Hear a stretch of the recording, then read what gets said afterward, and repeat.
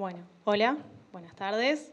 Perdón las demoras, tuvimos complicaciones técnicas.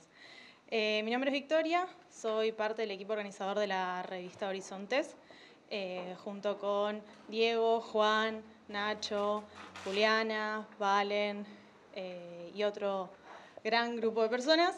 Llevamos adelante la revista. Para quienes no la conocen, Horizontes es una revista de divulgación académica. El objetivo es que los y las estudiantes puedan publicar sus trabajos que hacen a lo largo de su carrera o en paralelo, porque queremos que puedan dar sus primeros pasos, aquellos que estén interesados en hacerlo, y sacarse esos miedos que tal vez generan esos primeros pasos, ¿no? Entonces, bueno, este es el objetivo. Por esto queremos agradecerle, ¿sí?, a la carrera, acá está Luciana Berman, la secretaria académica, porque en el momento en el que nosotros les trajimos esta idea, nos dijeron que sí, y acá estamos un año después, con un montón de artículos de muchos y muchas estudiantes, y estamos muy contentos por eso. También le queremos agradecer a Martín, que nos cedió su teórico para poder llevar adelante esta actividad, y al panel que lo conforman. Martín D'Alessandro, María Eugenia Tesio, Gustavo Dufour y María Laura Tajina. Para quienes no saben, que yo supongo deben saberlo, Martín D'Alessandro, además de ser titular de esta materia, es vicepresidente de la IPSA. María Eugenia Tesio es titular de la materia Metodología de la Ciencia Política 1 y además es investigadora UBA. Gustavo Dufour es el presidente de la SAP y además es titular en Teoría Sociológica, y María Laura Tajina es directora de la revista SAP. Sin más, queríamos comentarles que el objetivo de esta charla es, en el marco de los 40 años de democracia, poder hablar un poco de lo que le aportó el ámbito académico, ¿no?, a todo este trayecto, y además de los desafíos que tenemos nosotros a futuro, como cientistas sociales y politólogos. Muchas gracias por estar acá y les dejo con el panel de lujo que tenemos.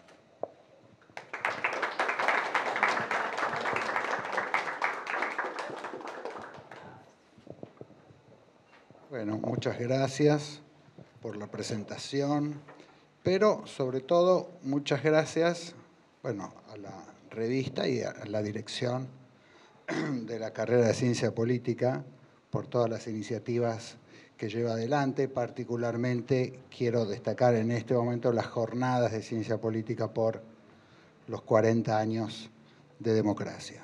Me gusta subrayar esto porque me parece que son actividades muy importantes. Entonces, cuando me preguntaron si podíamos usar el aula de teóricos de la materia nuestra, dije inmediatamente que sí. Primero, por supuesto, porque la dirección de las carreras son gente amiga y gente seria y gente que hace cosas, así que gracias, Luciana, por acompañarnos hoy. Y segundo, además, porque este tipo de conversaciones, paneles y actividades extracurriculares son muy importantes para la formación universitaria de cualquier politólogo, politóloga, pero cualquier estudiante universitario en general. La experiencia universitaria no es solamente venir, tomar apuntes, aprobar las materias, sino que la experiencia universitaria es un abanico mucho más amplio de cosas, y es escuchar a profesores que son de la casa o que no son de la casa, hablando sobre diferentes temas que nos enriquecen, nos pueden dar ideas, nos pueden ampliar el paladar de intereses o de preguntas sobre política o algunos otros temas de la academia o de la propia disciplina de la ciencia política, que es un poco lo que vamos a hacer hoy. Así que eso me parece muy bien y estoy agradecido y espero que todos lo podamos aprovechar, especialmente los estudiantes de Fundamentos 2. Bueno, otra cosa para agradecer es que tengamos todos que hablar sobre la ciencia política y la democracia argentina mirando hacia atrás, mirando 40 años y no qué pensamos de los próximos años. Entonces, muchas gracias sobre todo por eso también.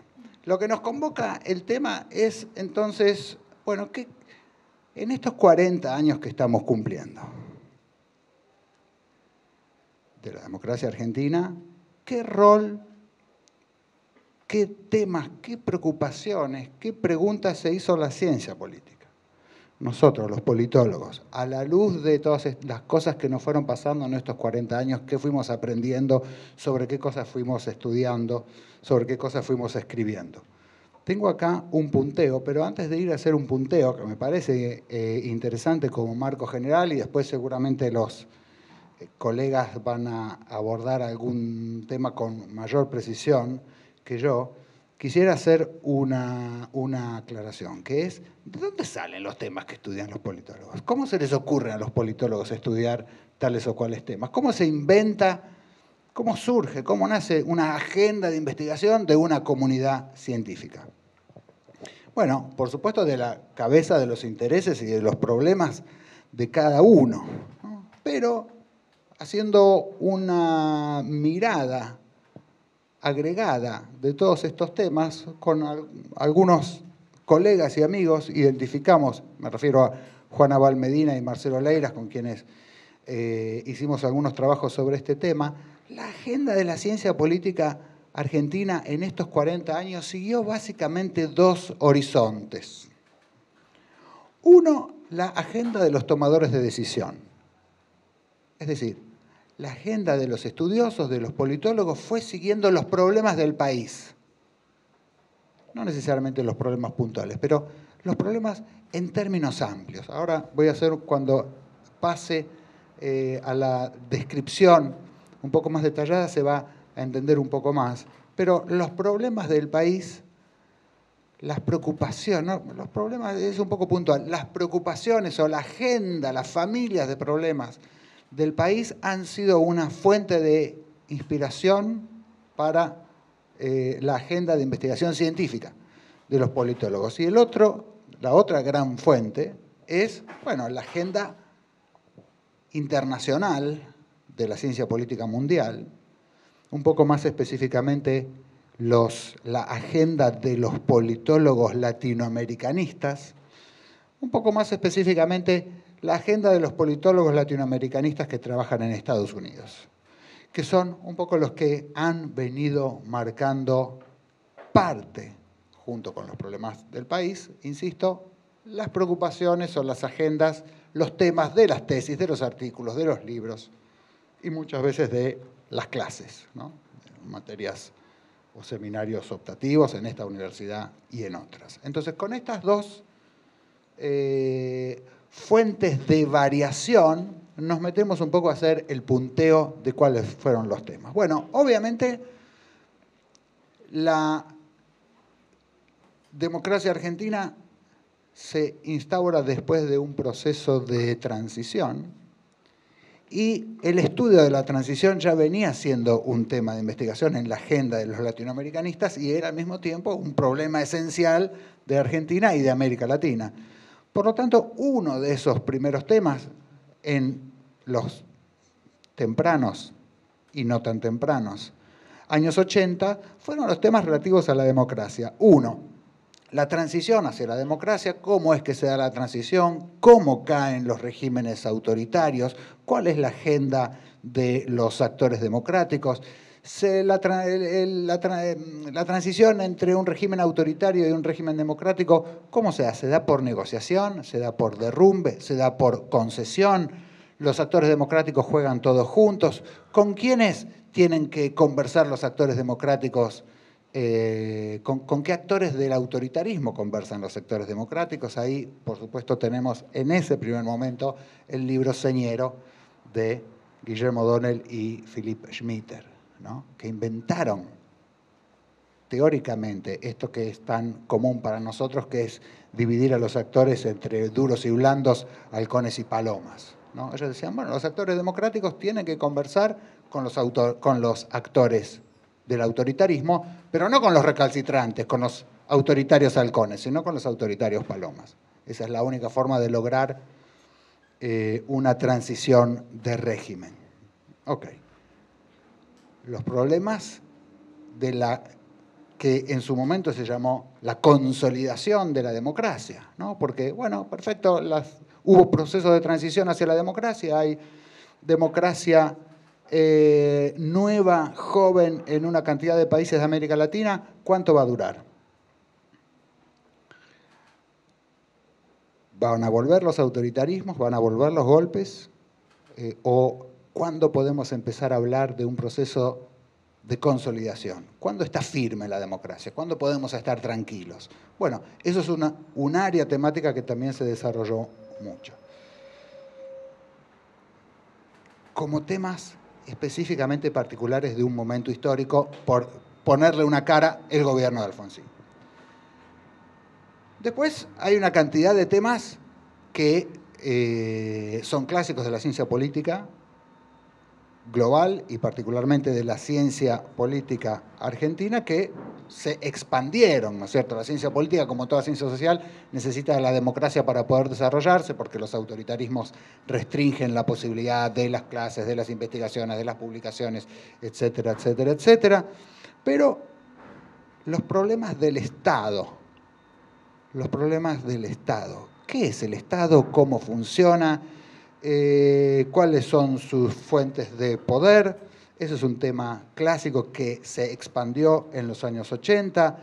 ¿Qué es la democracia? ¿Cómo funciona? ¿Cuáles son sus problemas? ¿Cuáles son sus déficits? ¿Cuáles son los problemas de la representación política? Hay un texto señero ya en el año 86 que dice, bueno, el problema es que los ciudadanos se repliegan en el ámbito de lo privado y ya descreen de lo público, ya no hay una desafección con los partidos, hay un desencanto con la democracia.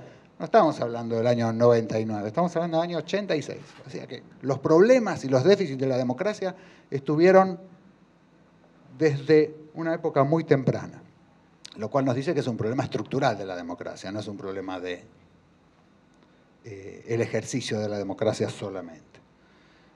Las relaciones internacionales, por supuesto, sobre todo la política exterior argentina, es un tema que se expandió.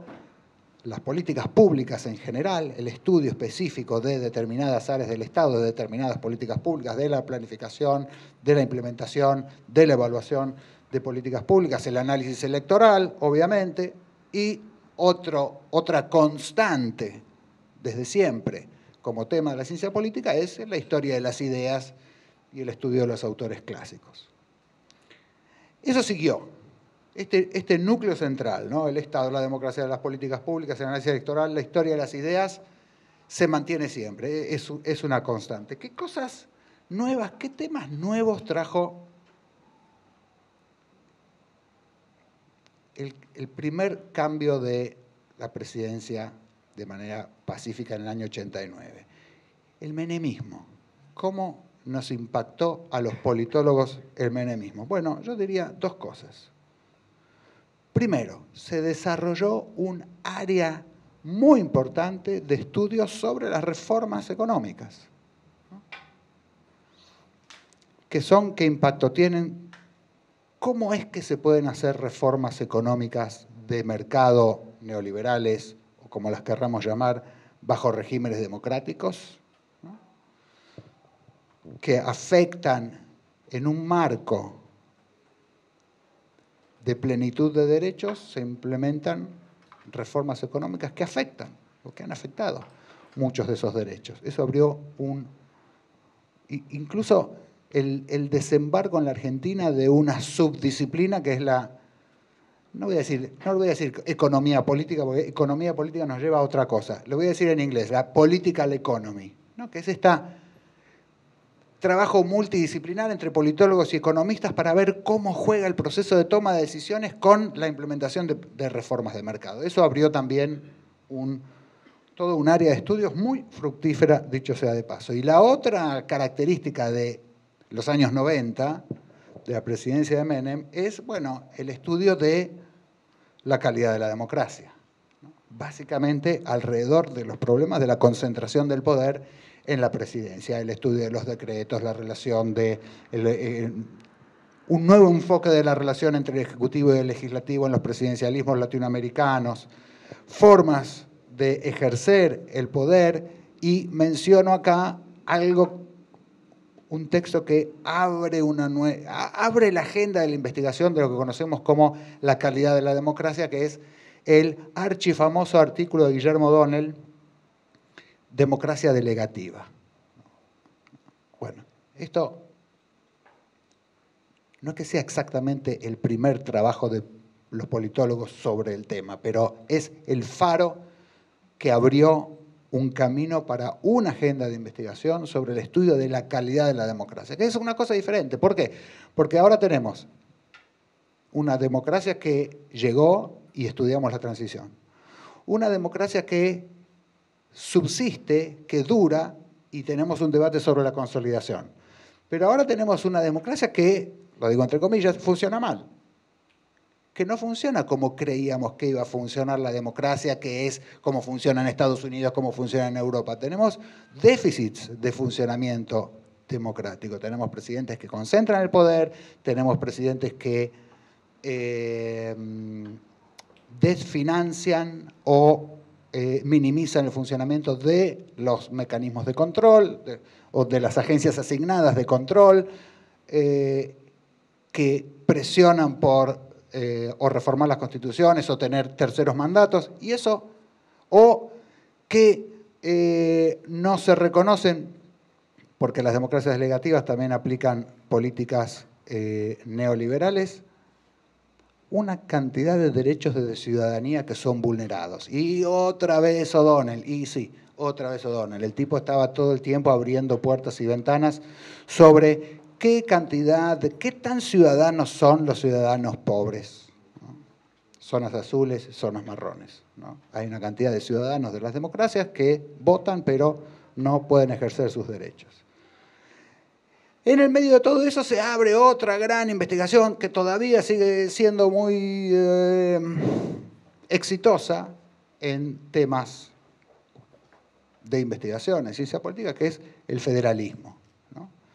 A partir de los años 90 pasan algunas cosas, un hecho policial en una provincia que determina que el presidente tenga que intervenir en una provincia, me refiero a la provincia de Catamarca, abre los ojos de los politólogos que están concentrados mayoritariamente en Buenos Aires y dice, ¿cómo funciona la política en las provincias?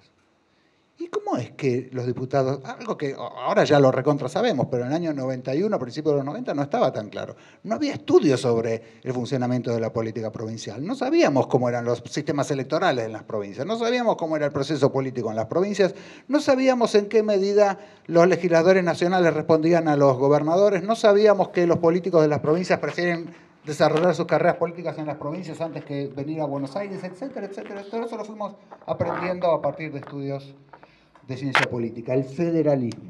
¿Cómo impacta el diseño federal sobre el funcionamiento de la política nacional? Eso no teníamos ni idea y lo empezamos a aprender en ese momento. Después, los temas constantes, el estudio de los clásicos, todo eso sigue, pero vino el kirchnerismo, ¿no? Y eso trajo también una serie de temas nuevos, de temas de agenda política nuevos y obviamente también de agendas de investigación politológica, científica sobre esos problemas nuevos. Los déficits democráticos, ¿no? Es decir, vamos a decirlo de una manera elegante, la relación difícil de los gobiernos del giro a la izquierda o populistas con las reglas del funcionamiento democrático. Eso continuó la agenda de investigación sobre la calidad de la democracia. Pero se abrió otra también muy importante, importantísima, que es la agenda de investigación sobre el populismo, ¿no? Reapareció el populismo. Obviamente hubo un gran autor que publicó un par de libros señeros, por supuesto me estoy refiriendo a Ernesto Laclau, ¿no? Que son los dos grandes, junto con Guillermo O'Donnell, los dos grandes politólogos argentinos en términos de impacto, de reputación internacional, etcétera, etcétera, etcétera, pero el tema del populismo es una agenda de investigación gigantesca que dio lugar a cientos de libros, tesis, hasta institutos de investigación específicos para estudiar el populismo. También aparecieron otros focos de atención, que es el estudio de la protesta social. ¿Cómo es que protesta la gente por afuera de los partidos? ¿No? Movimientos sociales, organizaciones sociales, piquetes. Aparece un nuevo actor, ¿no? Y como aparece un nuevo actor, aparecemos los politólogos para estudiar esos nuevos actores. Que está la aparición de esos nuevos actores obviamente vinculados con la crisis de los actores tradicionales que son los partidos políticos. Entonces, los partidos, el sistema de partidos y los problemas de la representación de esos partidos, podríamos decir, me arriesgo,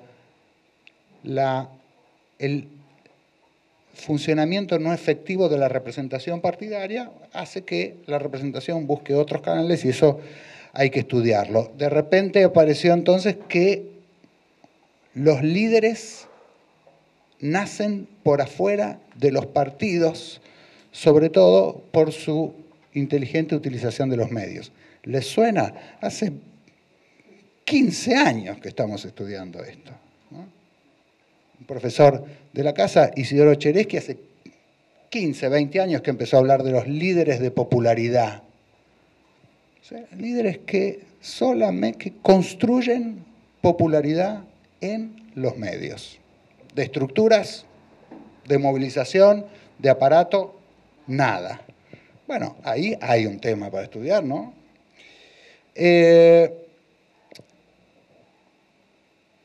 Empiezan a ser entonces más importantes las campañas políticas, también hay una línea de investigación sobre el impacto de las campañas, ya voy terminando, y las políticas sociales, porque el kirchnerismo también implementa una cantidad de políticas sociales, la vedette de las políticas sociales, como sabemos, es la asignación universal por hijo y el paquete de políticas sociales, y específicamente la UH también dieron lugar a estudio de muchos politólogos. Cierro con esto. En estos 40 años, lo que sigue siendo impresionante es el lugar de protagonismo de Guillermo O'Donnell.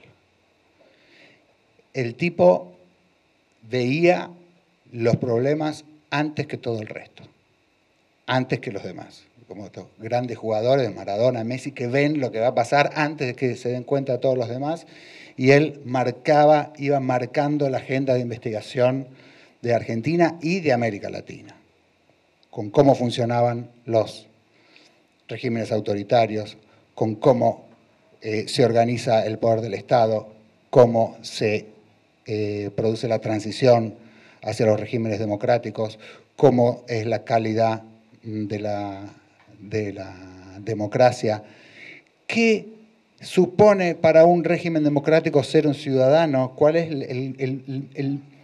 el marco o el margen, o debe pensarse teóricamente la autonomía que todo ciudadano tiene? Él llamaba esto la agencia democrática, lo que termina de cerrar en su último libro de hace unos 10 años, que es como un gran compendio de toda su obra. Entonces, lo que quiero decir con esto es, tenemos algunos faros que seguir, pero los problemas de la Argentina van a seguir siendo algunos los mismos y otros nuevos, y lo que tenemos que seguir haciendo nosotros los politólogos es estar mirando esos problemas, estar comprometidos, estar actualizados con cómo se piensan los problemas, cómo los piensa la ciencia política, con la actualidad académica, pero siempre mirando los problemas reales.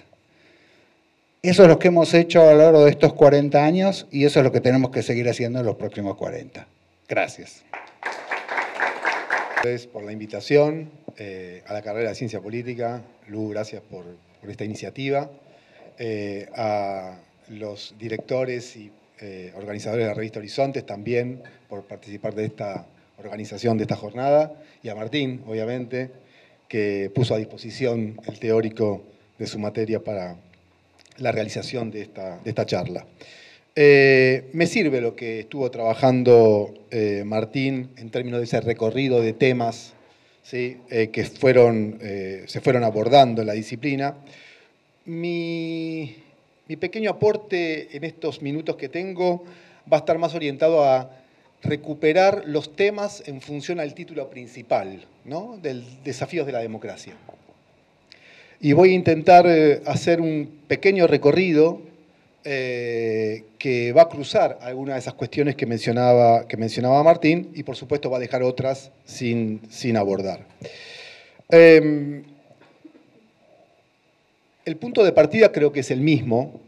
Yo simplemente diría que cuando uno se plantea la celebración de los 40 años de democracia, obviamente el punto de partida tiene que ver con las transiciones desde regímenes autoritarios. Y está claro que incluso nosotros, nuestra generación, estuvo marcada en su formación en esta casa por el estudio de los regímenes políticos, ¿no? No solo la democracia, no solo las transiciones, sino que agregaría a ese menú que comentaba Martín, el estudio del funcionamiento de los sistemas políticos o de los regímenes políticos autoritarios, ¿no? Creo que esos primeros años, incluso son los primeros años de la carrera de ciencia política en esta universidad, tenía como la agenda novedosa, ¿no? La agenda novedosa, el estudio del régimen político autoritario, el estudio de las transiciones, las formas en las cuales se dan las transiciones y la aparición o emergencia de estas nuevas democracias, jóvenes democracias que aparecían en América Latina.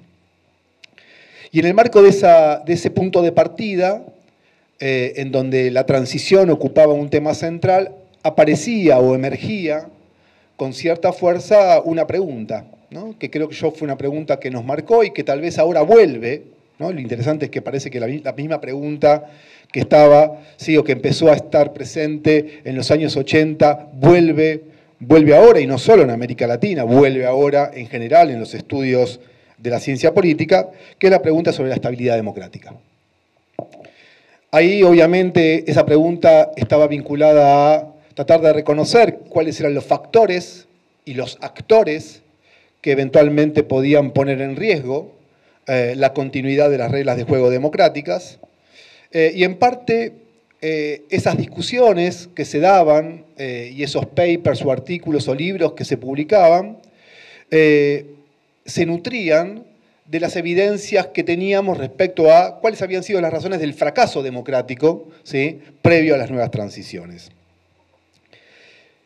Y lo que creo es que en esa recuperación de los viejos factores y los viejos actores, también emergió de la mano de esa misma pregunta el reconocimiento de que había otro tipo de elementos o factores que podían estar jugando o podían estar condicionando o afectando la posibilidad de supervivencia, ¿no?, de los regímenes políticos democráticos, sobre todo de los nuestros, de los nuevos, ¿no?, de los que recién, ¿sí?, volvían a nacer.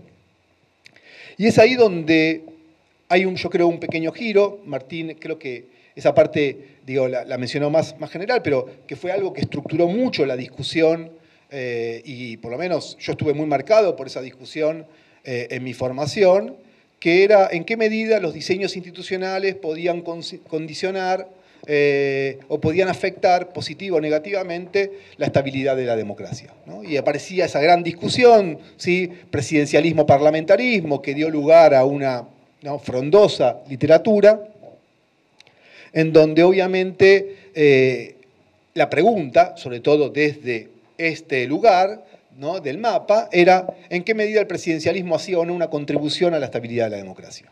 De hecho, incluso esa pregunta, recuerdo, yo en ese momento era muy joven, 1991, cuando se hace el Congreso Mundial de Ciencia Política en la Argentina, esa pregunta giraba, estaba en la discusión, y algunos de los que estaban en esa, o que habían participado, digo, panelistas muy destacados, que habían venido a la Argentina, planteaban la posibilidad de proponer reformas, ¿no?, de las constituciones democráticas presidenciales que teníamos en América Latina hacia otro tipo de variantes, ¿no?, más próximas a la introducción de mecanismos propios de los diseños parlamentarios.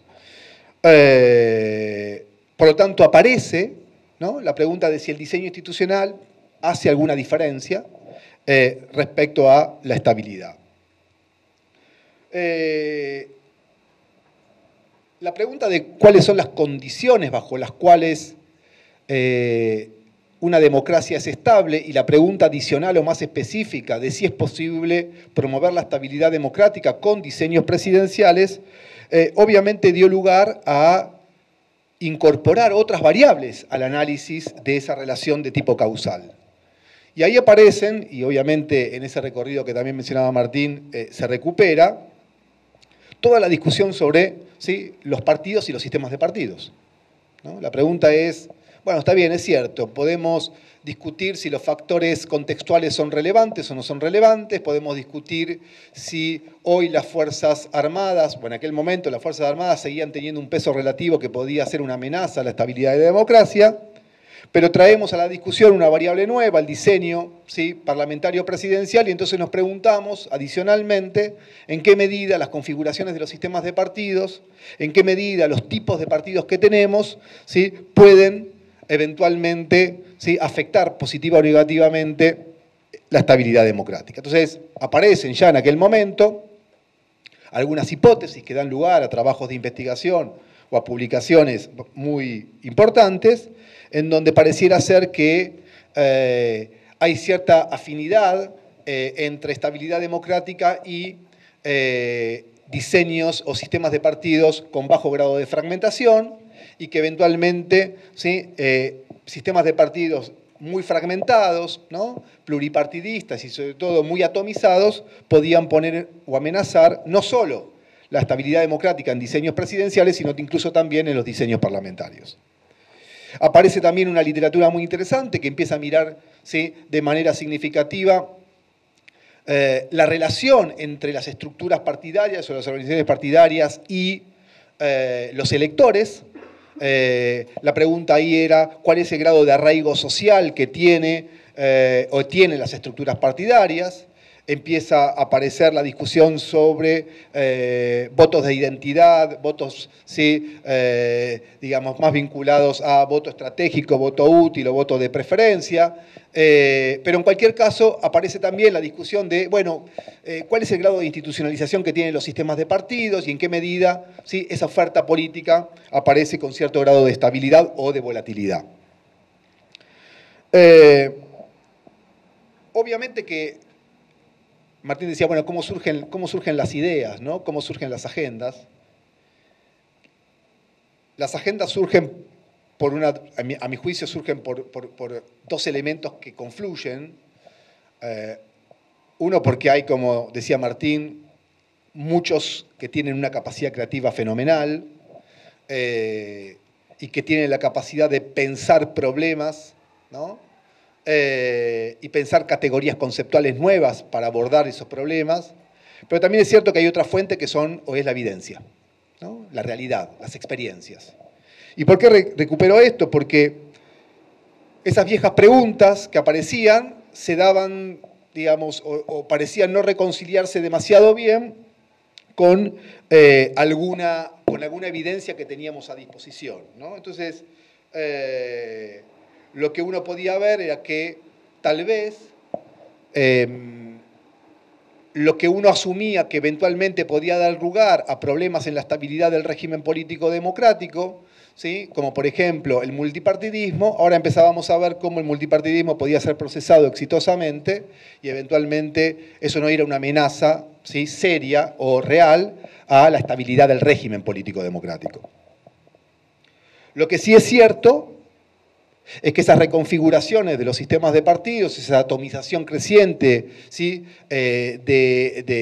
o esa pérdida de institucionalización de las estructuras partidarias, ponía de manifiesto claramente un tema que mencionó Martín de manera muy clara, de manera muy específica, que son los problemas de representación, ¿no? De hecho, ahí surge una agenda que creo que hoy continúa, que es ¿sí? Cómo abordamos o cómo estudiamos el vínculo, ¿no? El vínculo representativo.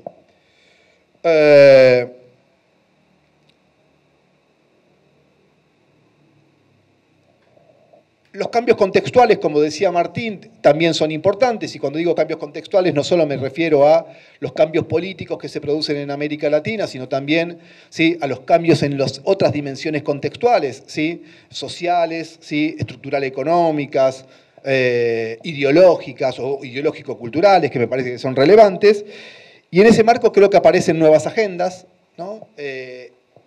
Y ahí es donde tal vez, de manera breve, quiero decir algunas cosas. Una nueva agenda tiene que ver con empezar a cambiar el eje de preocupación, mirar menos el régimen y mirar más el gobierno. Y este cambio en el eje de preocupación pone de manifiesto nuevos temas, nuevas agendas, porque cuando ponemos la discusión no tanto en la estabilidad democrática, sino en la estabilidad de los gobiernos, que no implica necesariamente que la estabilidad del gobierno afecte la estabilidad democrática, aparecen ¿sí? Las preguntas vinculadas a qué consecuencias tiene ¿sí? La inestabilidad del gobierno, por qué se produce en primer lugar y de qué manera se procesa, ¿sí? Y al mismo tiempo qué consecuencias o qué impactos tiene en distintas dimensiones. Y en ese punto me parece importante destacar dos cuestiones. Una que es, yo digo, tal vez debería haber ordenado de manera diferente la presentación, porque es un tema que obviamente del cual digo, podría haber dicho mucho más. Obviamente que ahí aparece una discusión muy interesante sobre el tema de cómo se estructuran los procesos de formulación de política pública. Aparece toda la literatura vinculada a análisis de políticas. Aparece toda la discusión vinculada a comprender ¿sí? Los efectos que tienen las instituciones sobre el proceso de gestación y formación de las agendas de gobierno, de la toma de decisión, pero también, como decía Martín, específicamente la preocupación sobre la implementación y los problemas que surgen en la implementación de las políticas públicas. Ese es un tema central, porque si hay algo que en términos de consecuencias pone en juego la estabilidad o la inestabilidad del gobierno, es la capacidad de tener políticas ¿sí? Que se puedan sostener en el tiempo, ¿no? Y si bien el tiempo no es la única variable que hace a la calidad de las políticas públicas, es una condición necesaria, no suficiente, pero sí necesaria, para pensar ¿sí? El éxito o para proyectar condiciones que hacen al éxito de las políticas públicas. Por lo tanto, creo que ahí hay un tema central. Y me parece que cuando se pone en discusión o se trabaja más sobre el gobierno y las políticas, reaparece con mucha fuerza la problemática del Estado, ¿no? Y ahí, permíteme, Martín, rescatar a alguien más, ¿no? Vos decías dos faros o dos personas importantes, Guillermo O'Donnell y Ernesto Laclau. Yo ahí quiero rescatar a Oscar Oslak, por supuesto, que ha sido un pionero en los estudios del Estado, a mí me ha marcado significativamente. Me siento muy identificado con todo su trabajo. Y esto me parece importante porque lo que aparece, y tanto Oscar con Guillermo lo han trabajado incluso de manera conjunta, lo que aparece es la discusión una discusión que para mí es muy interesante, y es el Estado es condición para la democracia, pero ¿sí? El éxito de la democracia depende de las capacidades que tenga el Estado para poder garantizar el ejercicio de derechos, ¿no? Martín hablaba de una literatura de Guillermo vinculada al tema de ejercicio de la ciudadanía.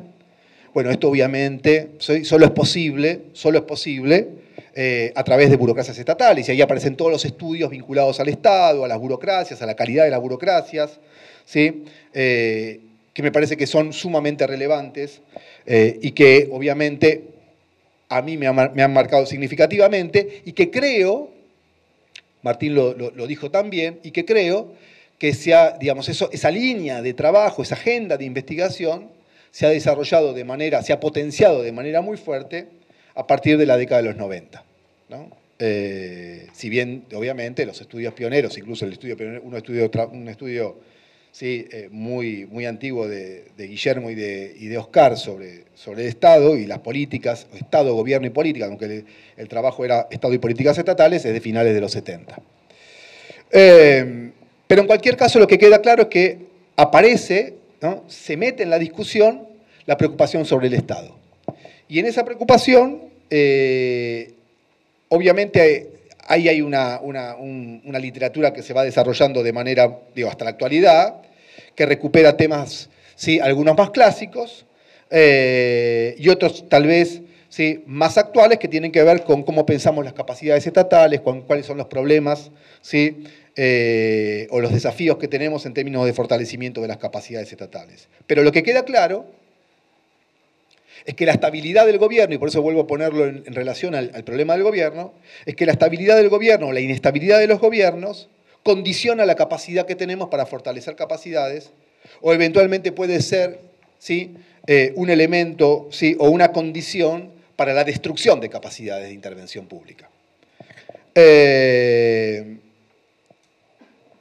No me quiero extender mucho más, voy a ir salteando algunas cosas.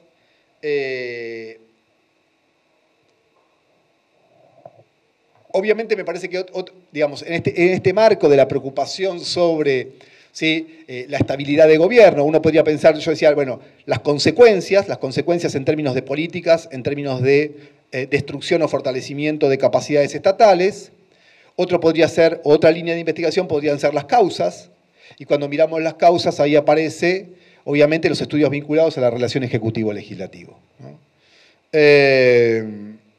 Sobre todo, obviamente, pensando en el problema de la estabilidad de los gobiernos en diseños presidenciales, ¿no? Específicamente en diseños presidenciales.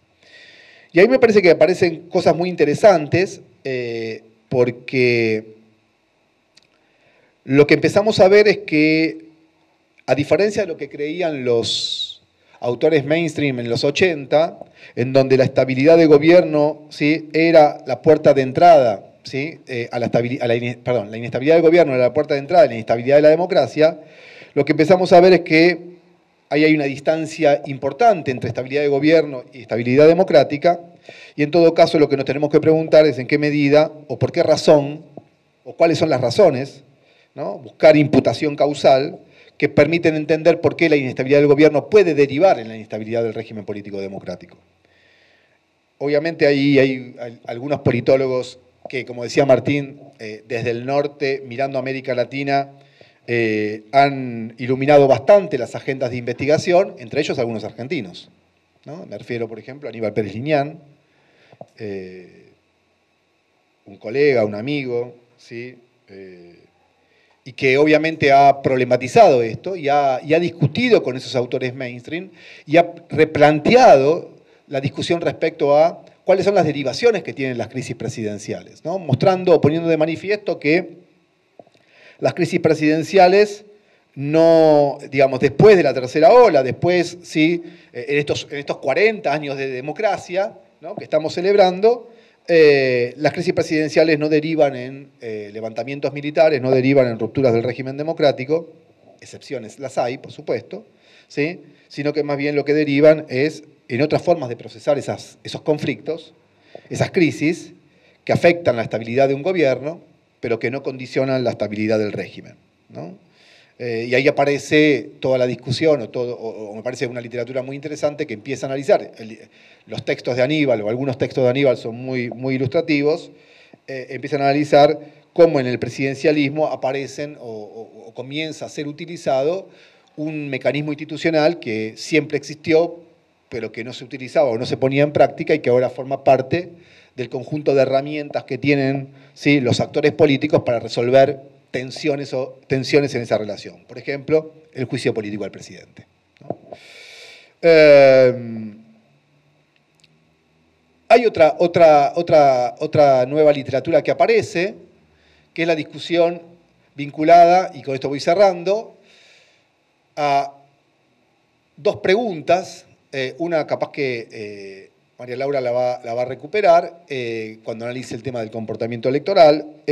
Una que tiene que ver con, ¿sí? Qué cambio se ha dado en términos de las estructuras de representación política, ¿no? ¿Qué cambios se han dado en las estructuras partidarias? Y en qué medida las estructuras partidarias son más capaces de incorporar outsiders, o en qué caso, cuando no hay, digamos, cuando los outsiders no compiten dentro de viejas estructuras partidarias, en qué medida los outsiders tienen capacidad para crear nuevas estructuras partidarias, ¿no? Y bueno, creo que en la Argentina de eso sabemos bastante, aunque obviamente no es un problema exclusivamente ni de Argentina ni de América Latina, sino que incluso de, ¿sí?, las democracias más consolidadas. El otro tema, y con esto cierro, es que paradójicamente estamos celebrando los 40 años de democracia, el cumplimiento de los 40 años de democracia en América Latina, pero paradójicamente comienzan a surgir en las agendas de investigación la investigación sobre la erosión, ¿no? O sea que parece que transitamos por momentos en donde discutíamos la calidad, problematizábamos, ¿sí?, los déficits que tenía la democracia, como decía Martín, y bien lo planteaban algunos autores en términos de accountability, sobre todo horizontal y societal, pero parece claro que hoy la erosión no pasa por los viejos mecanismos de erosión democrática desde afuera, donde lo que se pone en juego es la legitimidad electoral, la accountability vertical, sino que hoy la erosión democrática viene por dentro, y la pregunta es, eventualmente, ¿sí?, cómo la trabajamos, cómo la abordamos, qué elementos pueden contribuir a ello, no solo el tema de los outsiders, sino el tema de la polarización, y creo que estos son temas que además son recontractuales, digo, estamos en esa coyuntura nosotros, ¿no? Estamos atravesando por esa coyuntura. Decía entonces que lo paradójico es que vuelve la preocupación por cómo podemos eventualmente pensar las nuevas amenazas que enfrentan las democracias. Insisto, este no es un problema propio de América Latina, ¿no? Lo estamos viendo, ¿sí?, en el norte, en el hemisferio norte, y por lo tanto creo que es una pregunta que es importante. La pregunta es cuáles son los mecanismos, si es que los tenemos o no, que nos permiten proteger o vacunar eventualmente contra esos posibles o esas posibles amenazas que afectan al régimen. Yo creo que ahí hay, digamos, en el último tiempo se ha trabajado bastante, se está trabajando bastante, mirando no solo, ¿sí?, América Latina, sino incluso mirando el hemisferio norte. Termino acá, ¿sí? Muchas gracias. Por la iniciativa de estas jornadas que son sumamente ricas, como decía Martín, es una oportunidad para los estudiantes única, porque tienen la posibilidad de esta interacción y de estos diálogos, más allá de la cursada rutinaria, y a la revista Horizonte por la iniciativa de trabajar con publicaciones de chicos jóvenes, de que están en carrera, y darles esa posibilidad de empezar a meterse en todo ese ámbito más académico, que realmente lo valoro mucho. Yo hice un PowerPoint, pero no lo voy a seguir mucho porque fui cambiando el orden. ¿Y el micrófono? Sí, porque no puede ser. Oh, bueno. Bueno, yo creo que, como decían mis antecesores, mis dos compañeros, la agenda la marcan los dirigentes, la marcan los que toman las decisiones, pero yo también creo que la agenda la marca la opinión pública. La agenda la marca el ciudadano, estableciendo sus prioridades, estableciendo cuáles son las prioridades de cada década, de cada momento, de cada situación. Yo tengo un cuadro que se los voy a pasar hasta ahí. Voy a ser muy desprolija. Tengo un cuadro que marca más o menos una evolución, no ven mucho, que va marcando cada 10 años. No tengo el corte, a pesar de que trabajé muchos años en consultoría en esa época, no logré los datos del 83 para acá para la presentación, para ver un poco cómo son los temas que se discuten. Y hay temas, casi todos los temas son recurrentes, van tomando protagonismo. Está el tema de la desocupación, el tema del desempleo, el tema de la inflación que va y viene, que va subiendo en algunos gobiernos, en otros no. Lo mismo con el tema de la inseguridad de la delincuencia. Empieza a surgir en un momento, acá del 2004 ahora, el tema de la corrupción, que se acentúa más hacia el final de esta década, y empieza a haber como más cambios en las demandas o aquello que la gente va considerando como un problema prioritario. Yo también creo que eso impone y marca la agenda de quienes hacen análisis y estudian la ciencia política, porque todo eso deriva en un montón de problemas o cuestiones que se van derramando de estos problemas centrales y que van tomando diferentes aristas, diferentes caminos que se tienen que abordar, generando nuevas conceptualizaciones, interpretando aquellas teorías que ya estaban en contraste con esta realidad que se va dando. Entonces, a pesar de que hay una continuidad, y acá está el cuadrito más por presidencias, arrancó en la segunda de Menem, van viendo cómo los problemas van fluctuando, se van moviendo, y yo creo que si uno hace una comparación con el tipo de investigaciones y lo que se estudia en cada periodo, hay una correlación, ¿tá? Porque la opinión pública tiene un peso y marca agenda, ¿tá? Y son necesidades que nos marcan a todos y hacen que los estudiosos tengan que redefinir o poner a prueba ciertas teorías o conceptualizaciones que ya estaban de antemano, porque la realidad va cambiando y se va modificando. Después hay algo que creo que es importante para cualquier tipo de investigación, que tiene que ver con esta cuestión de que la metodología, que es lo que le da sustento a todas estas investigaciones, también se tiene que ayornar, y se tuvo que ayornar en estos 40 años. Hay un montón de cuestiones que interfieren con la metodología y que se fueron dando a lo largo de estos 40 años de democracia, que van un poco más allá de cuestiones sociales, económicas, sino metodológicas y de comportamientos, que también afectan. Y eso es una tarea que tenemos nosotros como los que hacemos metodología, los que estamos en este tipo de estudios o de camino, es ayornarnos y subirnos a ese tren y ver los cambios y entender que para hacer investigación científica, como que es lo que nosotros pretendemos hacer, y hacer investigación en el ámbito de las ciencias sociales y en el de la ciencia política en particular, tenemos que tener metodología. Y la metodología hoy, por diferentes motivos, que pueden ser tecnológicos, avances en las comunicaciones, el surgimiento de las redes, los cambios de hábitos informativos, el consumo, los cambios económicos y culturales, repercuten en la metodología. Y para poder tener datos empíricos que puedan sustentar o corroborar o poner a prueba esas teorías que ya conocemos o que debemos generar nuevas teorías para explicar cuestiones que van surgiendo nuevas, nos tenemos que adaptar. La metodología se tiene que ayornar, porque tiene que poder empíricamente realmente recolectar información que sea válida y confiable y que nos pueda permitir a nosotros como cientistas políticos establecer teorías o analizar desde una cuestión, sí, a partir de teorías y de cuestiones que ya vamos argumentando. Entonces, ¿por qué es importante esta adaptación? Porque la metodología es la base para todo esto. Si no, es cualquiera. Si no, es decir, cuestiones sin fundamentos, utilizar categorías que no son adecuadas para las situaciones y los problemas de la época. Entonces, esta necesidad es imperante para poder estar a la altura. Y yo creo que en estos 40 años fue súper importante toda esta cuestión, y lo sigue siendo. Y después, bueno, acá estaba una explicación muy...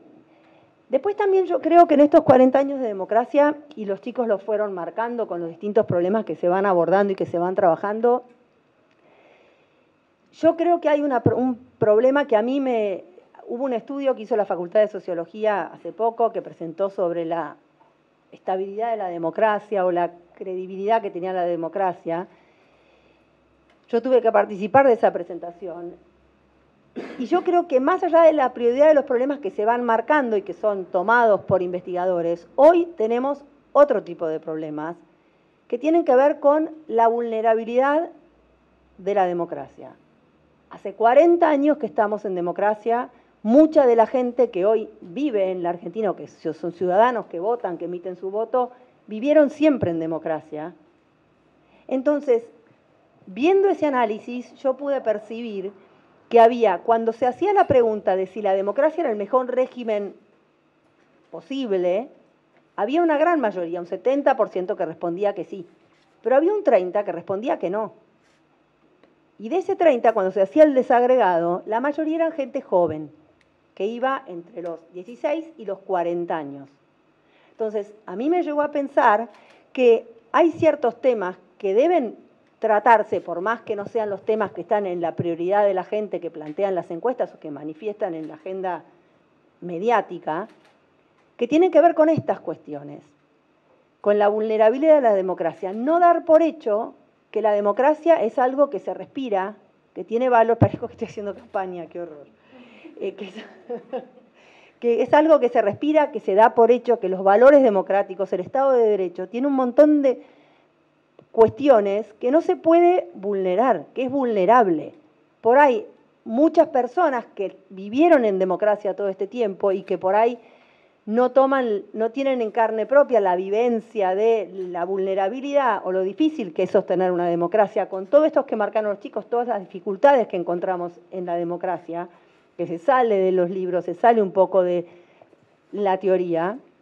Creo que es sumamente importante ahora, a partir de estos 40 años, comenzar a ver esa importancia y tratar de retomar aquellas cuestiones que al principio O'Donnell, Oslak, trabajaban sobre la cuestión de la democracia y no dar por hecho todas estas cuestiones. ¿Por qué? Porque, y acá ya me pongo un poco más proselitista, pero no estoy haciendo campaña. Yo creo que el hecho de asumir que los valores democráticos y todo lo que la democracia implica en los Estados de Derecho es algo que se da por sentado y está dado por hecho, no es así. Y no juega a favor. Uno debe estar todo el tiempo cuestionando o analizando los valores democráticos, las cuestiones que tienen que ver con los derechos que te da la democracia. Y con estos cambios que se van dando, todo el tiempo hay que reverlos. Entonces, no hay que dar por sentado estas cuestiones. Creo que de ahora en más, a partir de estos 40 años, y con todas las dificultades que está teniendo la democracia en el mundo y en la Argentina, hay que retomar todas estas cuestiones y ver y centrarse en el análisis de estos aspectos. No es algo que se respira, no está dado por hecho, no es algo que no se va a vulnerar. Tiene un montón de aspectos vulnerables, tiene un montón de cuestiones que se pueden corregir, y hay que tomar conciencia de que se tienen que cuidar, que son cuestiones que hay que cuidarlas porque no se sostienen solas, no es el aire, hay que trabajarlas. Creo que el desafío como politólogos también es poder identificar estas cuestiones, retomarlas y volver a analizarlas desde el hoy, ¿tá? Desde las vivencias de hoy, de nuestra realidad de hoy. Bueno, nada, yo fui como más proselitista, porque los chicos ya habían dicho todo lo más académico, pero creo que, y destaco con la importancia que tiene para todos los estudios la metodología. Y la metodología de cuando yo comencé a trabajar en consultoría no es la metodología de hoy. Si queremos aplicar la metodología que yo aplicaba en el 84, tampoco tan vieja, el 89, no se puede aplicar hoy, hay que ayornarse y que todo no es decir cosas sin fundamento, se tiene que fundamentar empíricamente a partir de una metodología que se adecúe a los cambios que se fueron dando, para resolver problemas nuevos como los que tenemos hoy y están muy visibles y son temas que necesitan del análisis de gente joven, con experiencia, preparados, así que me parece que es importante prestarle atención a las cuestiones que ya damos por sentado de la democracia. ¿Tá? Son temas de estudio que se necesitan. Así que bueno, le cedo la palabra a la revista Horizontes por esta invitación, a la carrera de Ciencia Política y a Martín D'Alessandro, el titular de la cátedra. Para mí siempre es un gusto volver a la casa donde me formé, aunque estrictamente hablando no fue en este edificio, sino que fue en Marcelo T. y antes de eso un año en otro edificio que teníamos, que ahora no me acuerdo el nombre, en Ayacucho, sí.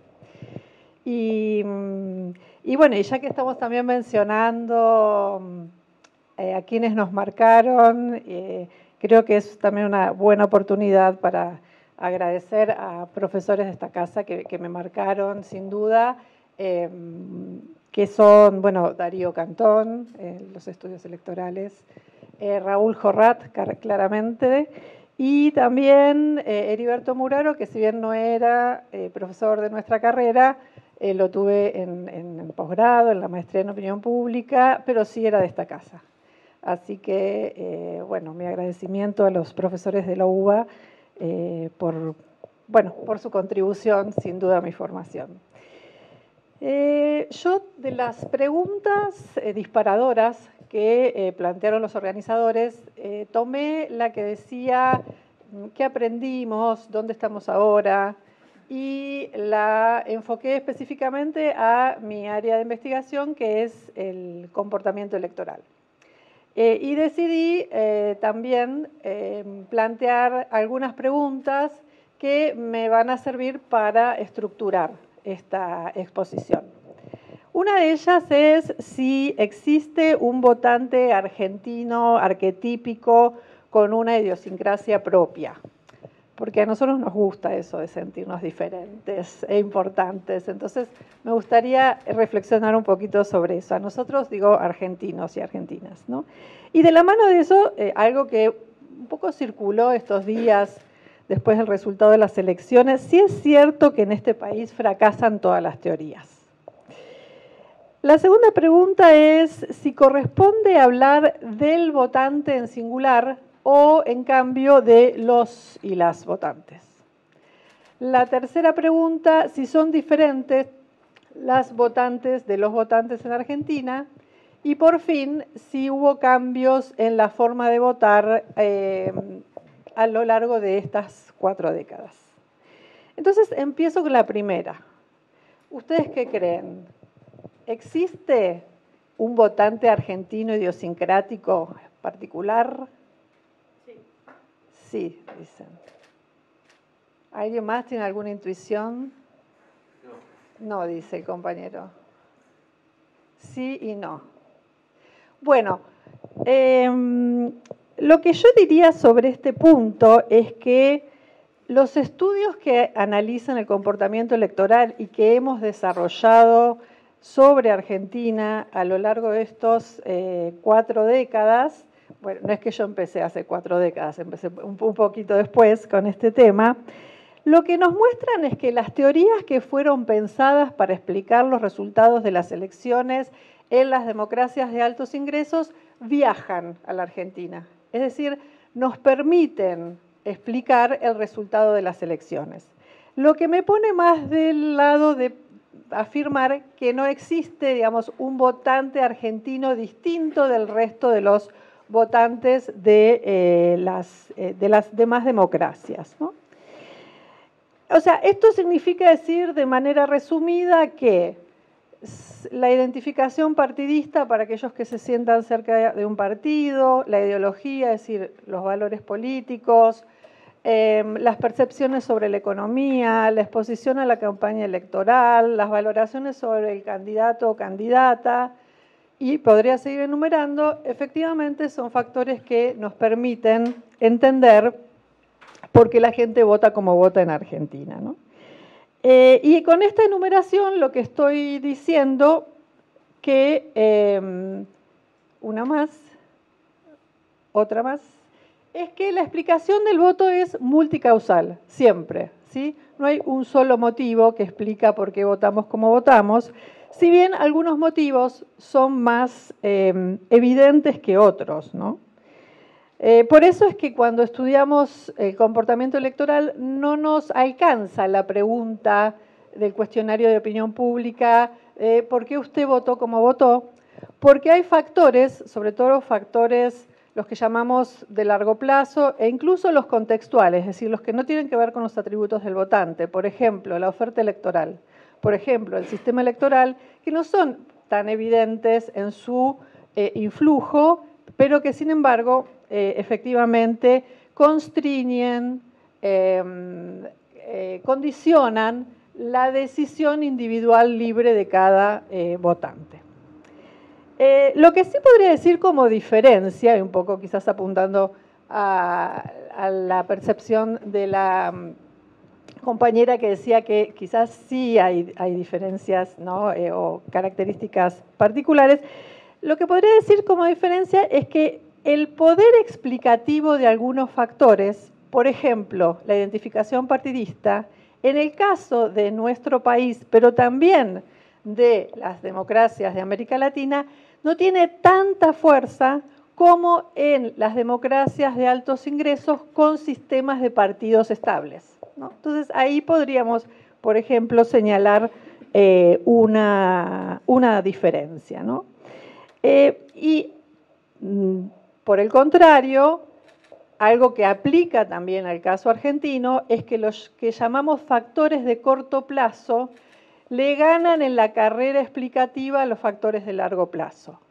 Los factores de corto plazo, ¿cuáles son? Son los que son contingentes a cada elección, ¿sí? Los que varían de elección en elección. Por ejemplo, las preocupaciones del votante, ¿no?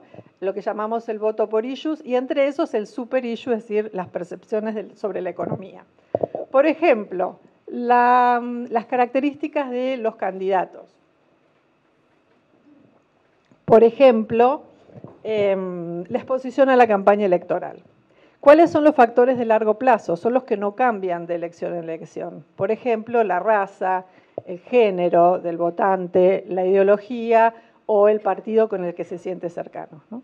Entonces, diría, como una regularidad y algo que efectivamente se verifica en los estudios en nuestro país a lo largo de estas décadas, es que estos factores más contingentes tienen, en promedio, un peso explicativo mayor que esos otros que no cambian, ¿no? A lo largo del tiempo. Entonces, esto me lleva a la segunda pregunta, que era si es cierto que las teorías del voto nos sirven para explicar los resultados de las elecciones en nuestro país, y efectivamente, bueno, la respuesta es que no es cierto, ¿no? Porque sobre esto me parece que vale la pena recordar es que ninguna teoría del comportamiento electoral pretende explicar el comportamiento del 100% de los votantes. Es verdad que cada teoría tiene como una pretensión de decir, bueno, estos factores que estoy postulando son más importantes, ¿no? Tienen una mejor posibilidad de explicar el resultado de una elección. Pero no significa que sean los únicos. Por ejemplo, ¿qué quiero decir? La escuela de Michigan, el libro The American Voter de 1960, que aparece 20 años después de los estudios de Lasserfield y que habían consagrado la teoría del voto sociológico, ¿no? O sea, Lasserfield y su compañero, el Buró de Ciencias Sociales Aplicadas de la Escuela de Columbia decía, la gente piensa políticamente como es socialmente. Entonces está determinada, ¿sí?, por sus características, por el lugar que ocupa en la estructura social, sea que lo midamos esto como nivel educativo, como ocupación o como nivel socioeconómico, que combina ambas medidas junto con el ingreso o hoy por hoy las posesiones materiales. Decía, la Escuela de Michigan 20 años después nos dice, no, en realidad la mayoría de la gente se identifica con un partido y la variable, la mejor variable que predice el comportamiento electoral es la identificación partidista. Pero esos autores se ocupan de decir, esto no significa que las variables sociológicas no expliquen el comportamiento, no las estamos dejando de lado, sino que estamos llamando la atención sobre este otro factor que ellos llaman psicosociológico. Entonces, con esto lo que quiero decir es, ninguna teoría pretende explicar el comportamiento de todos los votantes, ¿no?, del 100%, y por otro lado concurren, ¿sí?, de forma conjunta a la explicación de los distintos segmentos del electorado, ¿no?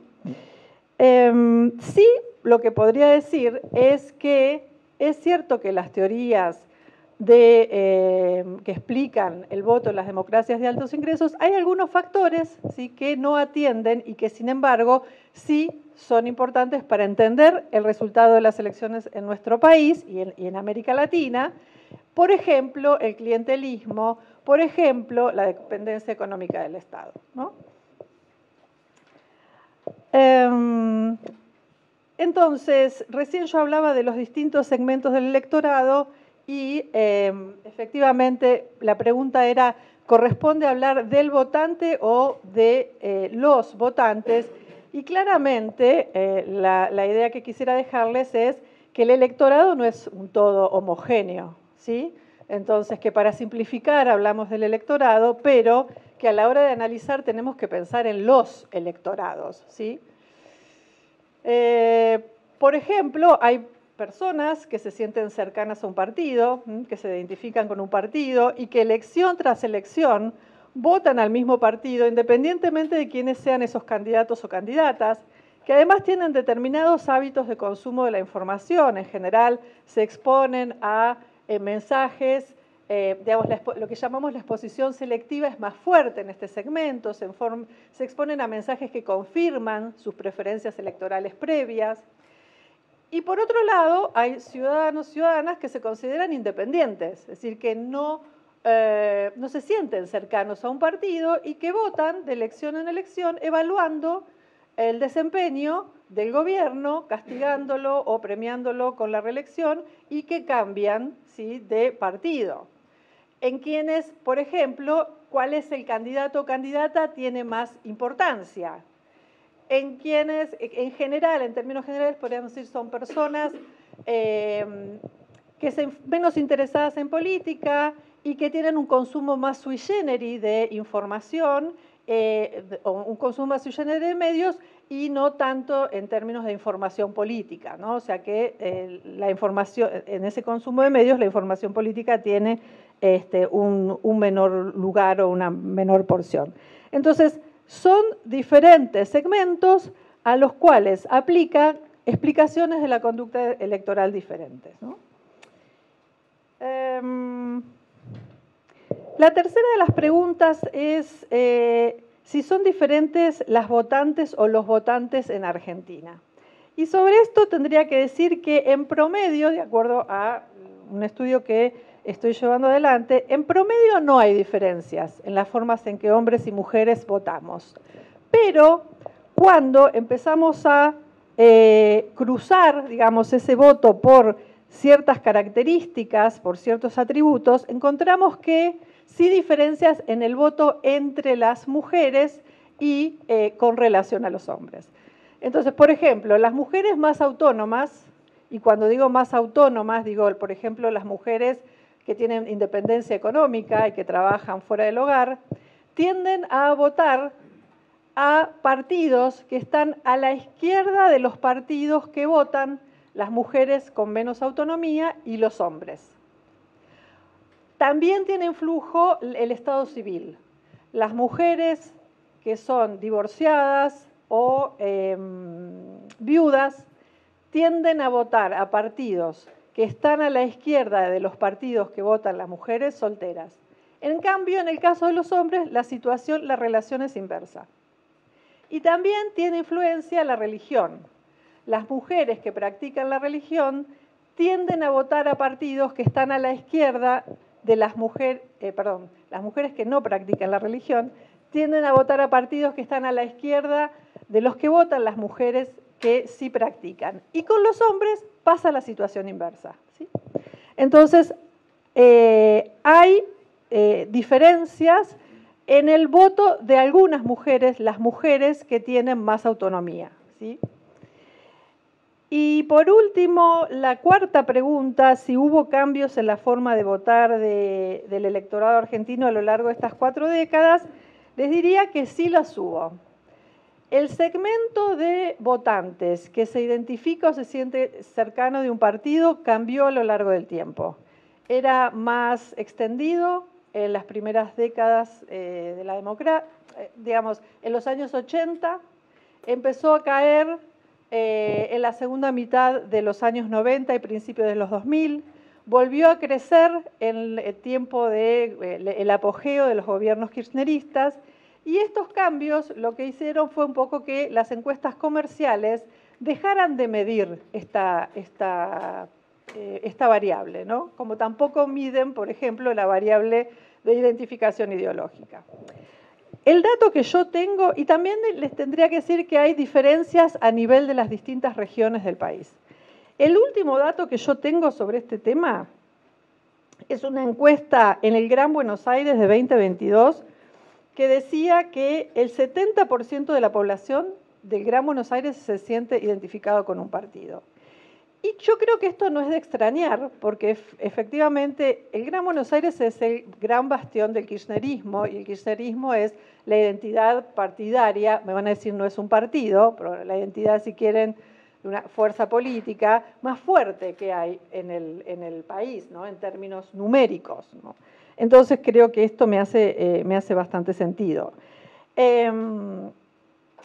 Y por ejemplo, y también lo que se modificó a lo largo del tiempo es la proporción de ciudadanos que se consideran independientes. Y esto fue creciendo en estas 4 décadas de democracia, ¿no? El último dato que yo tengo para compartirles es una encuesta de 2022 a nivel nacional, en donde si bien, digamos, el indicador no era si usted se considera independiente, pero que uno analizando diferentes respuestas puede encontrar que hay un 25% del electorado a nivel nacional que cambia su voto de elección en elección, ¿no? Entonces, lo que estoy diciendo es, hay diferentes segmentos del electorado que se comportan de forma distinta y que las distintas teorías que conocemos nos permiten explicar el comportamiento de esos segmentos del electorado, ¿no? El peso en términos generales de los factores, de estos factores, por ejemplo, de corto plazo, como la economía, ¿no? De lo que se habla tanto en estos días, es un peso contingente, es decir, es un peso que varía de elección en elección, ¿sí?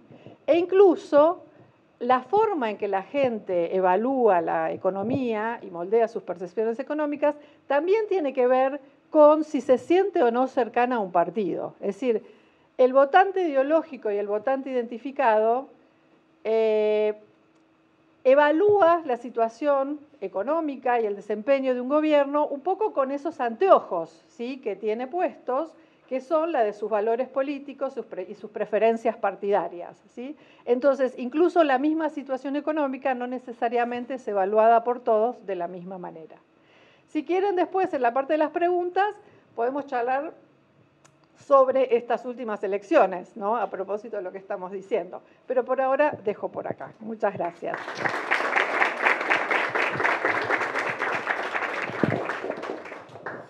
Mi nombre es Diego Isuardi, soy reciente graduado de la carrera, parte integrante de Horizonte CP, junto a Juan, junto a Victoria. Primero que nada, agradecerle a los expositores, también decirles que es un orgullo tener a 4 licenciados y licenciadas de la casa, con una vasta trayectoria, con lo que eso significa. Me parecieron muy buenas las exposiciones, nos dejaron con muchas preguntas. Tengo 2 para empezar, que van más de lo académico, de lo que estuvimos, desde lo que propusimos de Horizontes como disparadores. Principalmente 2. ¿Qué retos enfrenta la ciencia política a la hora de la divulgación? Y el otro, ¿de qué manera la academia puede fortalecer y enriquecer a la democracia?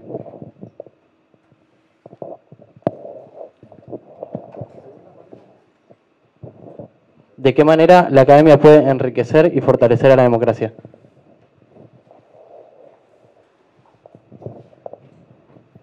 Bueno, arranco sobre la montura, porque no...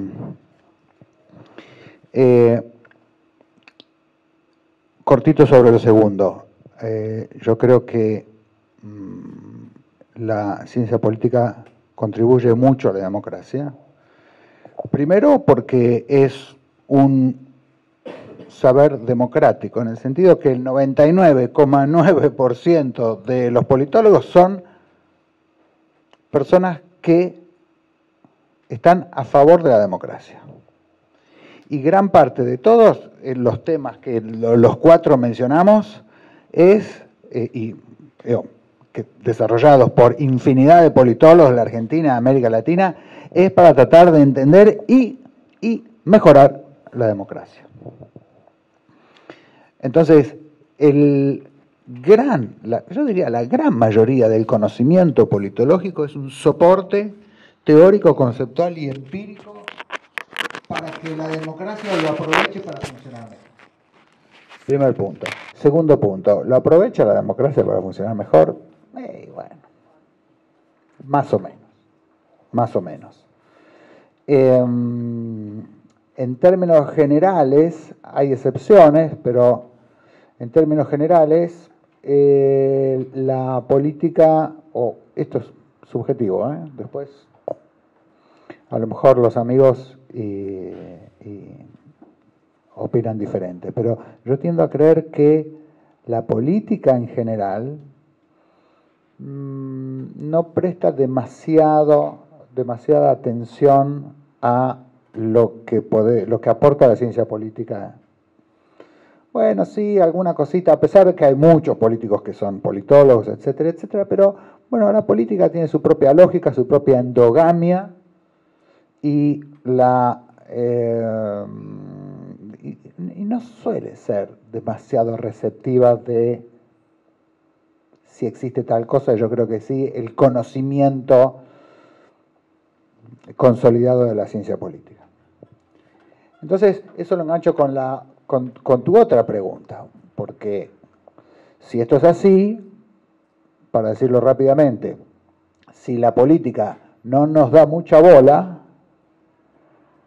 bueno, a lo mejor una es putear contra los políticos que no nos dan bola las cosas maravillosas que nosotros descubrimos y decimos, pero dos, a lo mejor podemos hacer algo para llamarles más la atención. Entonces, creo que apuntaba a eso lo que vos decías, con cómo nosotros como politólogos divulgamos lo que sabemos. Eso abre una serie de preguntas. Nosotros como politólogos, ¿tenemos que hacer eso? ¿Es parte de nuestro rol social? ¿Es parte de nuestra tarea como científicos? ¿O nosotros tenemos que hacer nuestro laburo, nuestras investigaciones, publicarla, y una vez que se publica, bueno, es de dominio público, y por lo tanto, si querés ser un mejor político, bueno, ponete unos asesores, politólogos que te actualicen en el conocimiento para tomar mejores decisiones? Yo tiendo a creer que sí, que podemos hacer algo. Entiendo que las dos posiciones son perfectamente legítimas, y nosotros, y recién yo dije, Laclau y O'Donnell no hacían divulgación. O'Donnell debe haber escrito en diarios menos artículos que yo.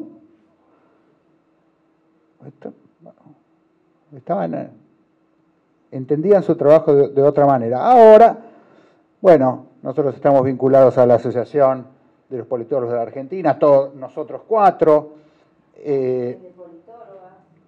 a la red de políticos, bueno, es decir, a colectivos institucionales que intentan promover la ciencia política, y a lo mejor por ese sesgo y ese compromiso institucional que tenemos no solo como politólogos, sino como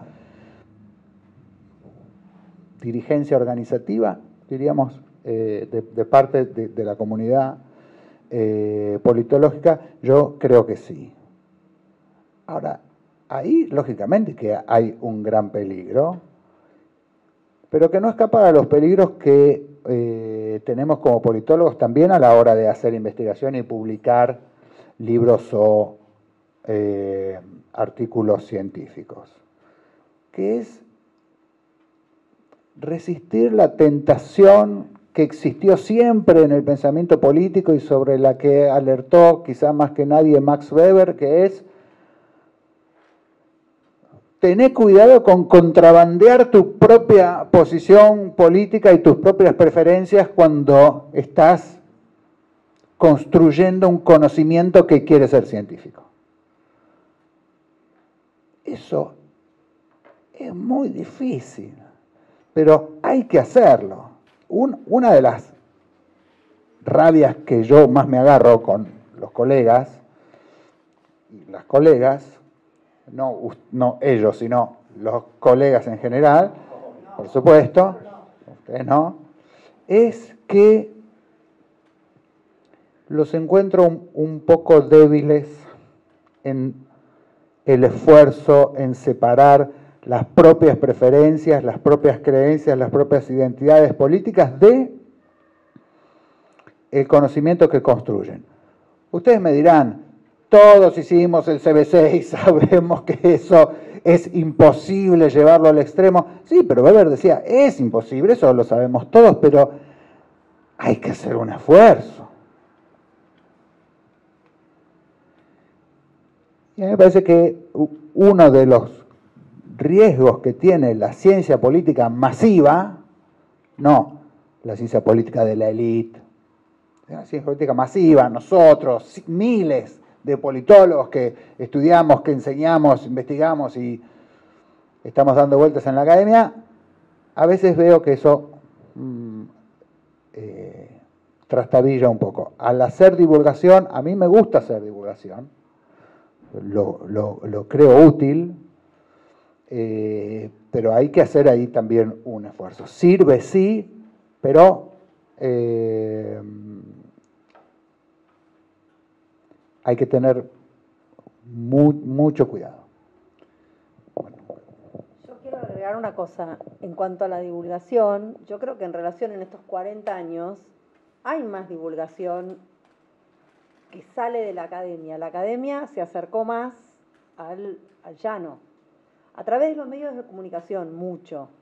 Y yo creo que en parte porque el consumidor o el ciudadano común ya no solo consume, sino que genera contenidos. Entonces, y esto lo veo más con las encuestas o con estudios de este tipo, pero aplica a todos. Se convoca a académicos y politólogos a los medios para explicar investigaciones, para explicar situaciones, porque antes se podía decir cualquier cosa, no tenías nadie que te refute, nadie que te contratuitee, nadie que te discuta. Entonces, los medios en general le están dando un lugar a la divulgación más masiva, saliendo de lo académico, que a mí me parece interesante. Cada vez, fíjense, ven más politólogos o invitan a politólogos a explicar por ahí no cuestiones tan académicas, pero bajar un poco a tierra. A mí me parece que eso está bien. Y después creo que la divulgación es esencial, porque hay que salir de la cosa académica y del nicho. Me parece que es muy valioso. Bueno, gracias por la pregunta. A mí me parece que al menos la Universidad Argentina tiene 3 pilares, que son la docencia, la investigación y la extensión. Y justamente la divulgación está en ese espacio, en ese tercer pilar, que es la extensión universitaria. Entonces, creo que, sobre todo quienes estudiamos en universidades públicas, es una forma también de devolverle a la sociedad lo que invirtió en nosotros. Entonces, me parece que es importante darle espacio a la divulgación, a ese tercer pilar.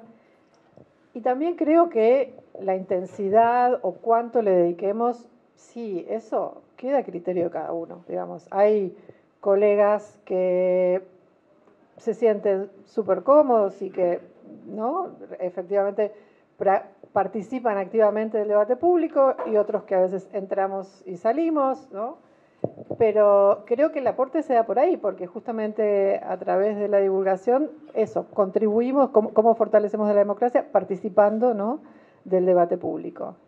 Pero me parece, digamos, como totalmente respetable que algunos participen más que otros, en ese sentido.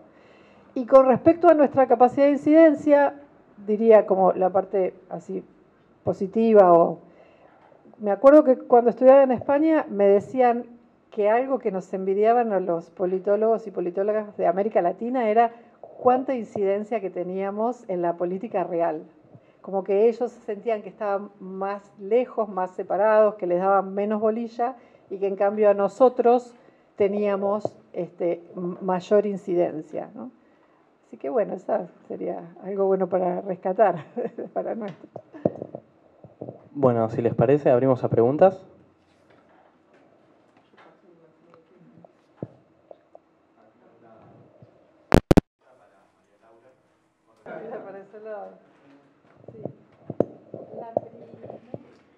Si hay diferencia de mujeres o hombres en el que Bueno, yo todavía no hice ningún análisis de datos individuales de una encuesta que me permitan hacer un análisis más que descriptivo, que hacer un cruce, ¿no? Pero, digamos, el análisis descriptivo que se publica en los medios, lo que mostraba es que en el caso de Milei, efectivamente, ¿no?, había una, digamos, una marcada influencia por un lado de la edad y por el otro lado del género. Es decir, que las diferencias cuando se cruzaba hombres, mujeres por candidatos, en el caso de Milei, votantes, ¿no?, las diferencias son estadísticamente significativas aún en ese cruce, ¿sí? Lo que yo no hice y no he visto un trabajo que controle, digamos, con otros factores, ¿no?, que es lo que se hace habitualmente. Pero, digamos, todo indica que si uno luego va a hacer un estudio del voto de Milei, efectivamente va a aparecer un importante impacto del voto de los hombres, ¿no?, y de los hombres jóvenes.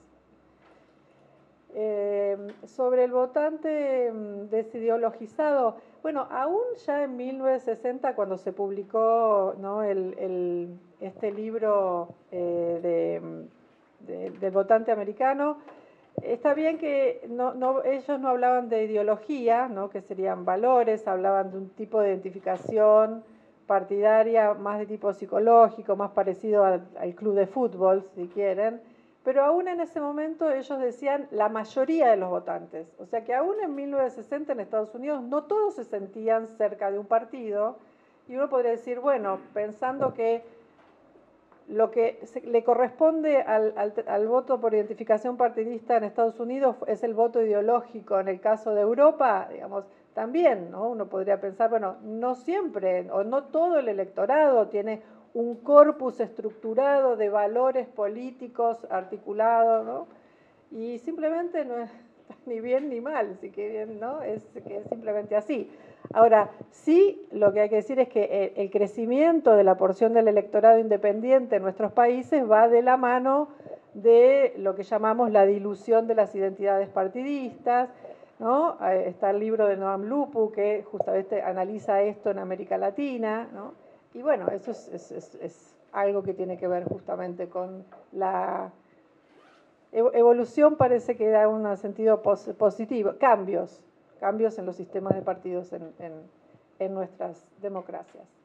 Y Lu, ¿cómo le aportó? Primero yo diría, ¿cómo le aportó a la democracia? Dándole una cantidad de graduados, la UBA, que hoy están insertos en distintos ámbitos, ¿no?, sea ejerciendo cargos públicos, como asesores. Yo creo que ese es un gran aporte que ha hecho la carrera de la UBA, ¿no? Es decir, la cantidad de graduados que ha, de alguna manera, hecho que estudiar ciencia política ya no sea de bichos raros, ¿no?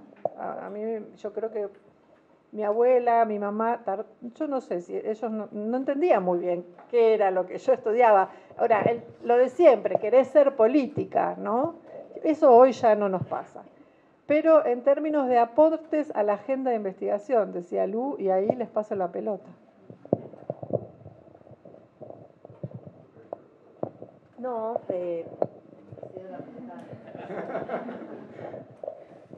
coincido en la alusión de politólogos que dio. A ver, igual le voy a pedir a Lu que me vuelva a plantear la pregunta para ser más preciso, pero antes también aprovecho para sumarme a la pregunta anterior y de paso promociono la organización que presido, digamos, ¿no? Estoy convencido que cada vez más son los vínculos que comunican a la ciencia con el proceso de toma de decisión, ¿no? y con el debate público, con las dos cosas. Y sin repetir las cosas que decía Martín, que está claro que tenemos indicadores que lo ponen de manifiesto, yo creo que también ha habido un trabajo articulado, hecho por, digamos, muchos profes de esta casa y de otras casas de estudio, que en su momento han dado vida a una organización como la SAAP, y de hecho la SAAP cumple este año 40 años, ¿sí? El 15 de diciembre cumplimos 40 años, lo vamos a celebrar, por supuesto, como corresponde. Y la SAAP al principio y creo que digamos, esa evolución se ve con mucha claridad. En principio, digamos, era una organización que estaba muy vinculada a intelectuales, ¿no? A gente que pensaba la política. Y si uno mira lo que se ha transformado en la organización, uno lo que ve es que hoy la SAP no es solamente un grupo de intelectuales que reflexionan sobre la política analíticamente, con metodología, con rigurosidad, con sofisticación, sino que también lo que vemos es que la organización se ha transformado en un eje articulador que permite conectar voces, ¿no? En ese sentido, de distintas instituciones y de distintos lugares del país, y que ha ido dando muestras de cierta versatilidad a través de distintos tipos de iniciativas, en donde la SAP se ha habido vinculada directamente en actividades ligadas a la divulgación de la producción científica, en actividades, sí, como decía Martín, extracurriculares, en donde no necesariamente el público es un público experto, y también incluso la propia SAP ha tenido algunos, o ha desarrollado un conjunto de convenios, que no son solamente convenios, sino convenios que han dado lugar a actividades, que han puesto de manifiesto la fortaleza de ese vínculo entre digamos, espacios de producción del conocimiento, o la SAP como un lugar que articula, ¿sí? A investigadores, investigadoras, y los centros de toma de decisión. Nosotros hemos hecho desde la SAP consultorías para el Congreso de la Nación, en donde expertos y expertas de distintas instituciones han participado de esas consultorías, y eso también pone de manifiesto digamos, un compromiso fuerte desde la institución de pensar que nosotros no solo, ¿sí?, nos hablamos a nosotros mismos, sino que también estamos hablando hacia afuera, ¿no? Y ese cambio no solo se ve en esas prácticas, sino se ve también incluso en la dinámica, o en el cambio que hubo en la dinámica de los congresos de la SAP, ¿no?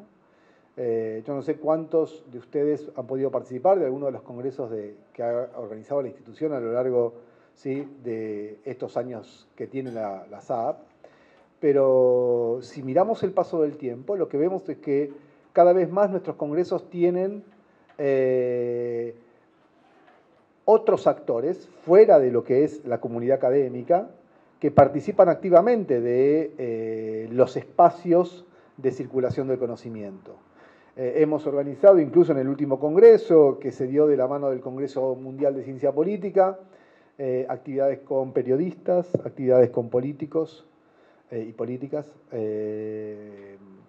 con lo cual lo que veo es que claramente estamos muy interesados en que haya una penetración en esos espacios, toma de decisión y en el espacio del debate público. Luego está la otra parte, que es lo que decía Martín, la pregunta, para mí es una pregunta: ¿cómo evaluamos, ¿no?, la incidencia, ¿no? ¿Hasta qué punto esos espacios que uno genera, o esos mecanismos institucionales que uno genera para que esa conexión se dé, o esa articulación se dé, si eventualmente tiene algún impacto, ¿no? Y eso, bueno, se puede discutir. En todo caso, el impacto sí que se ve es que en alguna medida hay cada vez más inserción o penetración de politólogos y politólogas en tanto los medios de comunicación.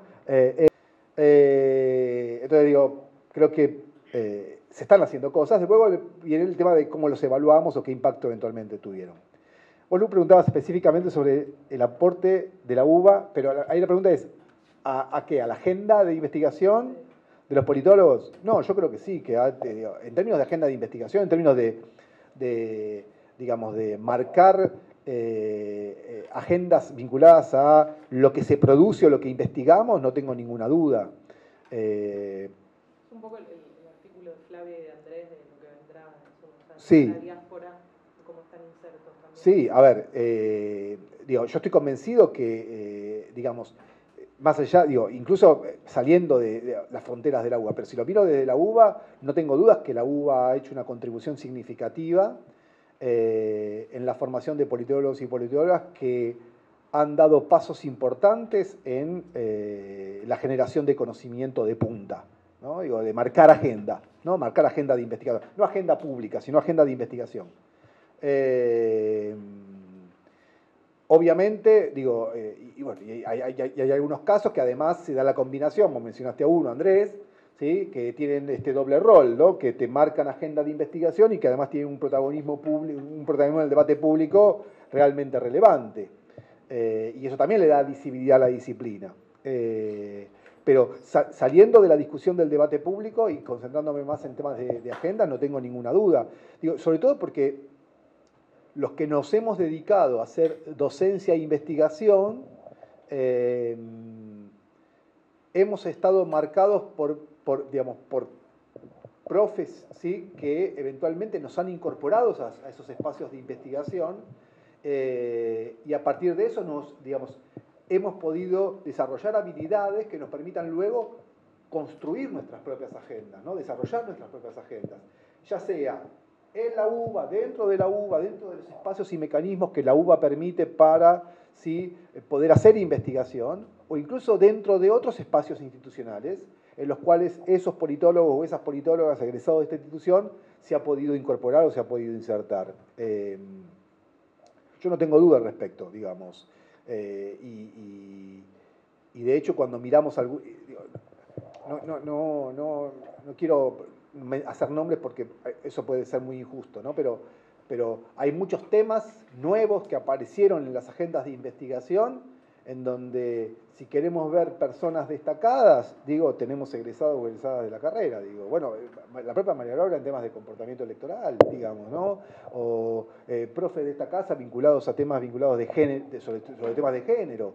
Entonces digo, claro que sí, digamos, ¿no? O otros profes destacados de esta casa sobre temas vinculados a, ¿sí? Estudios sobre instituciones. Entonces lo que digo es sí, por supuesto, ¿no? Aún así también, digo, y más allá de la mirada, como decías vos, autorreferencial de la UBA, porque nosotros somos egresados de la UBA y nos golpeamos el pecho, digamos, diciendo que lo somos, también quiero decir que efectivamente esa inserción la podemos ver en colegas, ¿sí? Nuestros, algunos de nuestra misma edad, otros incluso más jóvenes que nosotros, que provienen de otras instituciones y que hoy son tipos que te marcan agenda. Digo, yo mencioné a uno recién que digamos que es el futuro, no sé si es el futuro, capaz que es el actual, digo, O'Donnell, digo, Aníbal Pereñán es un tipo que hoy dirige el Institute, es una persona que tiene la capacidad de pensar temas nuevos, ¿no? No solo de pensar temas nuevos, de crear nuevas categorías conceptuales para pensar esos problemas. No es egresado de la casa, es egresado de El Salvador, pero yo creo que más allá de eso, creo que lo que podemos ver, Andrés, Flavia, que tampoco es egresada de la casa, que es de la Universidad de Belgrano, Ernesto, Vicky. Exactamente, Ernesto, Vicky, que es, bueno, en el caso son de acá, pero lo que digo es, claro que sí, claro que hay personas que han marcado y que te marcan agenda de investigación. Y lo interesante, creo yo, es que los cambios que mencionaba Maru en su presentación, lo que ponen de manifiesto es que tenemos más y mejores mecanismos para fomentar el diálogo entre nosotros, ¿no? Pongo el último, yo recuerdo, ¿no? Me acuerdo 2008, ¿sí? Cuando yo aterricé, bueno, yo aterricé un poco antes, pero cuando aterricé en la gestión de la SAP en 2008, acompañando a Miguel de Luca como presidente de la institución. Me acuerdo que, y ahí se ve el tema de los vasos comunicantes. Me acuerdo que en ese momento, 2009, Juan Manuel era, ¿sí? Vicejefe de gabinete, ¿sí? Y el jefe de gabinete era Massa. Y nosotros hicimos una articulación con ellos y armamos un congreso, el del 2009, que fue un congreso fenomenal, con un montón de invitados que traíamos de afuera, ¿no? Y ahí se vio la cooperación, público-estatal, ¿sí? Y sociedad civil para desarrollar, ¿no? o para poder divulgar conocimiento. Pero hoy, si miramos de 2009 al último congreso, 2023, tuvimos, yo ahora no recuerdo cuántas, pero un montón de actividades que fueron híbridas. y en donde pudieron participar colegas argentinos residentes en el exterior que lamentablemente no pudieron venir, colegas que no eran argentinos, que viven que trabajan en el exterior o en otras universidades y que trabajaron los temas que mencionaba Martín en ese punteo, ¿no?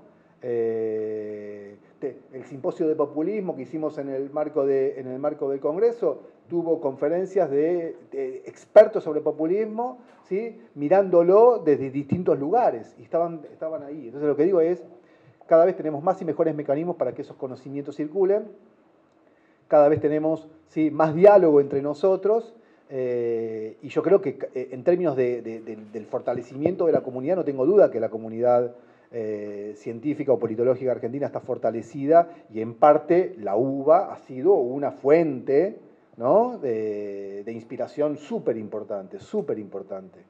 Pero bueno, hoy lo que pasa es que la cosa se vuelve más, digamos, más plurinstitucional, ¿no? Porque somos egresados de la UBA, podemos estar trabajando o ser docentes de la UBA, pero al mismo tiempo tenemos patas muy grande para otras universidades que estaban empezando y eran exactamente, digo, bueno, La Matanza, UNSAM, podés nombrar miles, gente docentes, y la mayoría proviene de la UBA, de El Salvador, y bueno, se fueron formando así. Fuiste como un semillero de docentes súper importante que también divulgás. Una manera de divulgación. Creo que eso es lo que tendría para decir.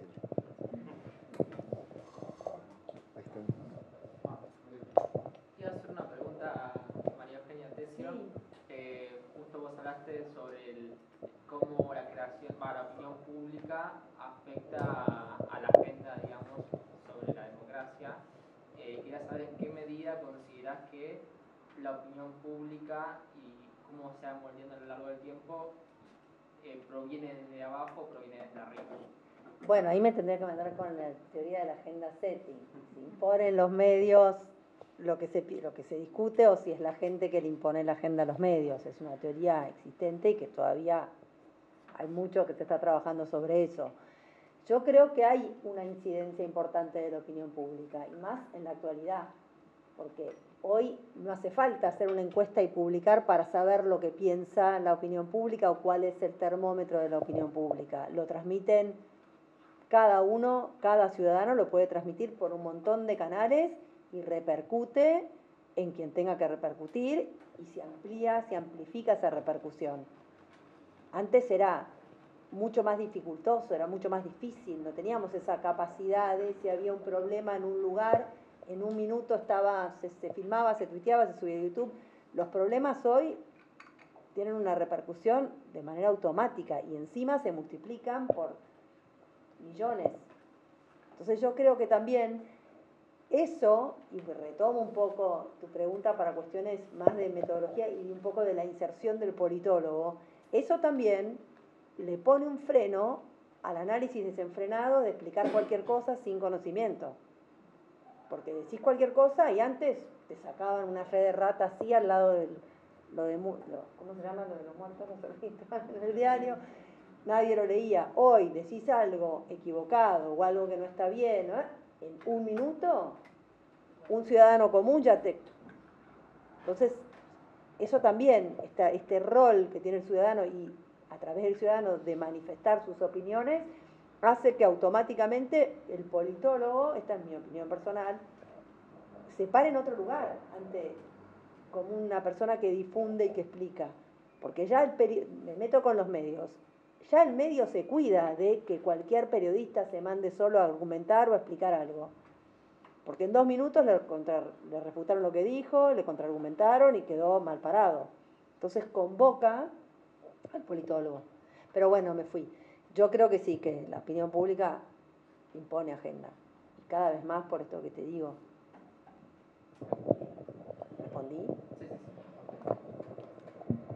Yo lo que le diría es el capítulo en el libro de Teoría Política, donde Sartori va definiendo todos los conceptos, está el capítulo que define la opinión pública, y ahí él explica los dos procesos, el proceso cascada, de arriba hacia abajo, de abajo hacia arriba, y eso me parece que aporta... Lo ven en opinión pública. aporta eso, ¿no? Que bueno, la mayoría de las veces suele ser en cascada, como se instalan los temas, pero a veces, ¿no? De abajo hacia arriba es un buen texto para leer. Bueno, para no retenerlos muchos más, muchísimas gracias a todos por participar.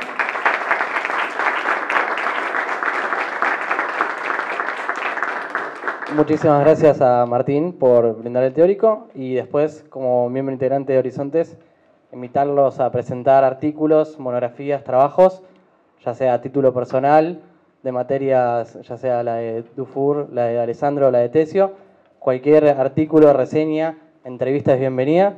Y bueno, nuevamente muchísimas gracias.